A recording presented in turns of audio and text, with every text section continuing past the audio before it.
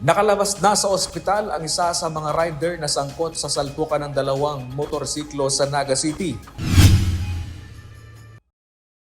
Sa pag-iimbestiga ng pulisya, bigla na lang umanong tumawid ang isa sa mga sangkot na rider sa C5 Road ng Barangay Mabolo nang mangyari ang insidente. Nagtamo ng minor injuries ang dalawang rider na agad namang dinala sa pag-abutan. Nagka-areglo na rin umano ang mga sangkot sa naturang insidente. Kaso hapon, mga bandang 1:30, dyan sa may C5 Road, Mabolo. So nagkauga kita dyan ng vehicular accident. Duwang motorcycle ang involved.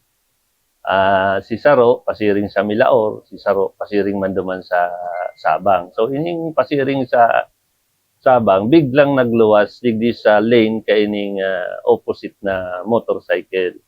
So, ngunya nagkaugwan nagbanggaan, nagkaugwang minor injuries and damage duman sa parehong motorsiklo. So, upon learning katong report, nakaapod man kita ning ambulance. So, nakaabot man tulos and dinarasindang pareho sa Bicol Medical Center Hospital. Ang inot dyan na practice on tayo itong inaapod na defensive driving.